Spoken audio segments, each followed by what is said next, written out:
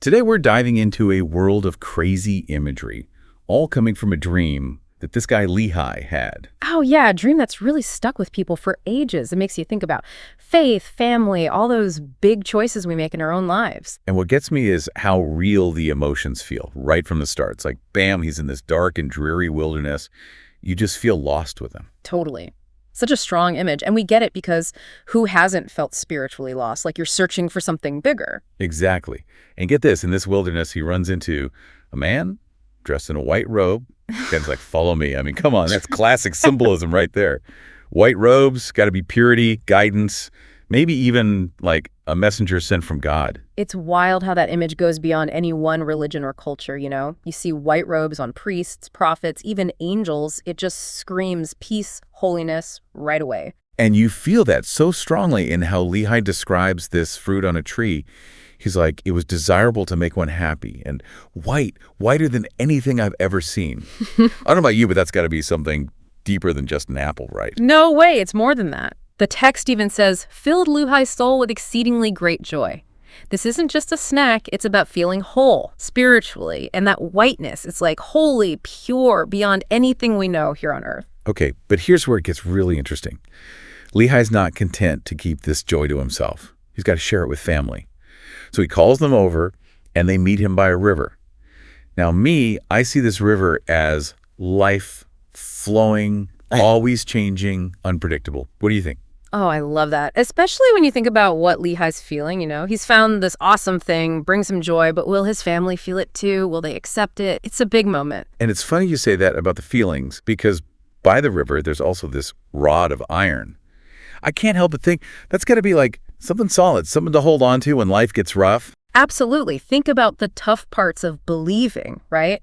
Doubts pop up, temptations. It's like that rod is there to support you, keep you going, even when everything's swirling around you. It's like that line, he leads me beside quiet waters. He restores my soul. That whole needing guidance, finding peace, that rod kind of points the way, right? Whoa. I love that you brought in the Psalms. It's like, boom, those big ideas, searching, finding your faith. It's everywhere, not just in one book. For sure. And speaking of finding, got to remember what Lehi is pointing his family towards in the first place. That tree with the amazing fruit, right? Oh, right. And that's where this whole choice thing comes in, because not everybody's like, yay, fruit, in the same way. Exactly. So you've got Nephi and Sam, these sons, and they're all in. The text says they come to him and partake of the fruit, like they're down with what he's found, accepting it, faith and all. But then you've got Laman and Lemuel. And they're like, hold on, Dad, what is this thing? Not so eager, more like, is this fruit actually any good? See, and isn't that the thing about believing? Nobody just jumps on board, right? Yeah. You've got to question, maybe even doubt a little. It's all part of the process, you know? Totally. Especially when, on top of that, this dream throws in, get this, a great and spacious building packed with people making fun of anyone trying to get to the tree. It's wild. Oh, yeah, the building. That's where things get really interesting. It's like if the tree, pure white fruit, that's the good stuff, spiritual food, joy, whatever, then that building, that's the opposite, man. Right.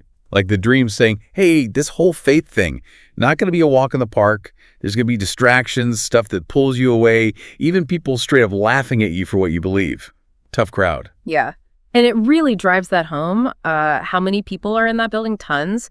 The text is like numberless concourses of people just hanging out. Some are lost in the mist of darkness, probably those who've lost their way or just gave up, who knows. But then others, they actually reach the tree, try the fruit, and then bam, they're ashamed, fall away into forbidden paths. Like that. Isn't that the worst? Finding something good brings you joy, and then you let other people's opinions make you ditch it. Talk about pressure. Superhuman, right. You want to fit in, but also stay true to yourself. And sometimes those things clash big time, whether it's faith or anything else. It's a struggle we all deal with. It really gets to you, you know? Like you look around and it's like, wait, am I the only one still holding this rod? Am I the only one who even wants this fruit? That's the test right there, isn't it? To have the guts to stick with what you believe, even when everybody else is like, what are you doing? Or worse, they're laughing. Especially when you remember Lehi. He tasted that fruit, felt that joy, the real deal. And even that, it's not like a magic shield or something. The dream's showing us other people, they can still mess you up. Which is honestly kind of reassuring in a weird way. Like, it's not just you, right? Staying strong in your faith, it's not a one and done. You got to keep choosing it over and over. Sometimes it's like hitting reset. Makes you think about those times you just got to dig deep. Like, why am I holding on to this thing anyway? What is that fruit for me? The thing that actually brings me joy, makes me feel, I don't know, complete. Big questions, man. And those are for, like, each person listening to figure out. Nobody can give you that answer. What feeds you, what keeps you going when everything's crazy. It's like this dream saying, yo, look inside yourself for a sec, not at other people. Yeah. What matters to you deep down? What feels right, even if everyone else is going the other way? And those answers, they're going to be different for everyone, right? Just like Lehi and his family, they all reacted to the dream in their own way. We're all on our own paths.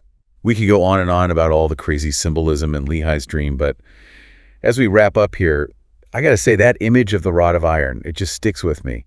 Simple, but man, it says so much. You got to have something to hold on to, something that doesn't budge, especially when everything else feels shaky. So true. And maybe that's what we should all take away from Lehi's story. No matter how tough things get, how much doubt creeps in, there's always something there, something to guide you to that place of real joy, whatever that looks like for you.